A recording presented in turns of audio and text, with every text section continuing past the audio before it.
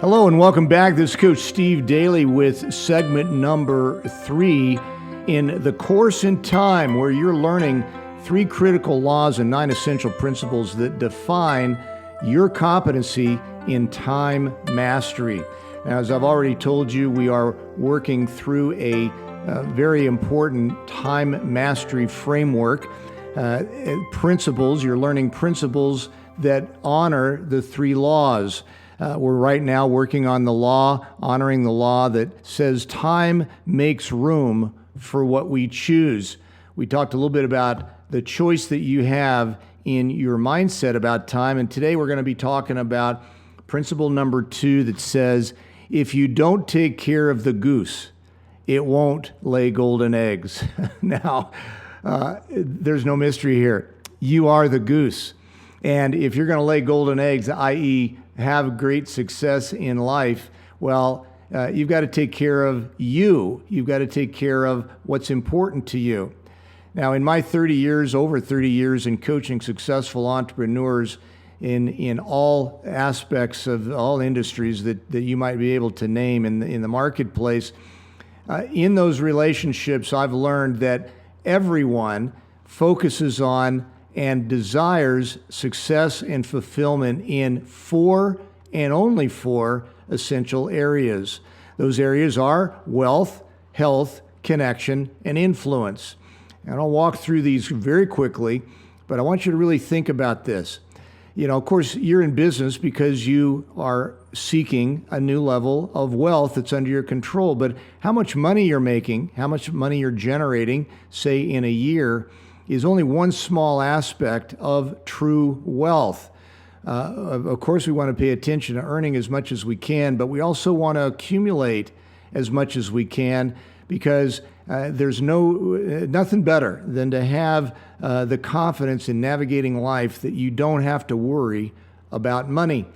And whether or not you're worrying about it directly relates to whether or not you have money accumulated. And finally, in the long run, we want to feel secure, safe, and not have to wonder how we're going to take care of money for the rest of our life. In the area of health, of course, we want to be fit and we want to be strong, but sooner or later you get to a certain point in time in life when a big bicep isn't really all that important. We always want to look good with our shirts off or in a swimsuit or whatever, but what we really are striving for in the area of health over time in life is longevity. And that is, we want a long, healthy, and vibrant life. But we also want to be happy throughout the entire journey. And so all of those things combine to define whether or not we feel successful and fulfilled in health. But look, we also know that people are important in our life. We're surrounded with people. We'll talk a lot about that here in another principle. But what you need to understand is that there's different levels of connection that define fulfillment for you. Intimacy, those that are closest to you. Of course, your family or the next outer circle of those that you spend the most time with. And finally, there's community.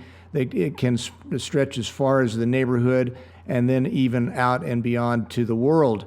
And we as human beings, we not only strive for connection, but we thrive with connection, and it's an essential domain for success and fulfillment. And finally, once you feel like you got money working and you're reasonably happy and healthy and you got people in your lives that you're spending time with and so forth, every successful person sooner or later asks themselves, am I making a difference? Am I having an influence in the way the world works around me? And so inside the domain of influence is leadership and how you learn and understand how you impact other people's lives based on your leadership. Influence is about giving your resources and your competencies. And finally, influence is about your legacy, how you will be remembered, the impact that you've made on the world around you. So I've got a homework assignment for you as usual in segment number 3 here. I want you to make a chart, a 4 domains chart with wealth, health, connection, and influence. Basically, as the columns is a good way to look at this. And then and then start tracking your time allocation for each of those 4 domains. First, take a look at your calendar last week. How much time did you spend on wealth building? How much time did you spend on taking care of your health and improving that with the idea of longevity in mind? How much time did you spend with important people in your life in the area of connection? And how much time and focus did you spend on influence, making a difference, making an impact, forming your legacy?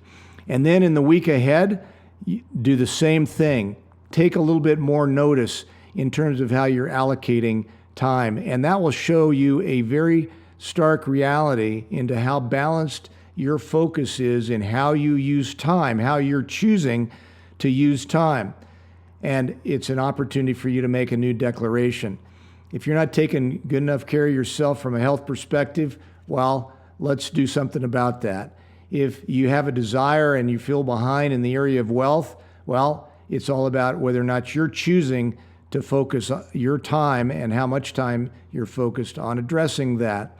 You have a choice, you have control, and once we have it measured, once you have an insight into how things have been working and how your current state is, well, all of a sudden that awareness will make a big difference. So do your homework between now and our next session for sure, and we'll see you back at segment number 4.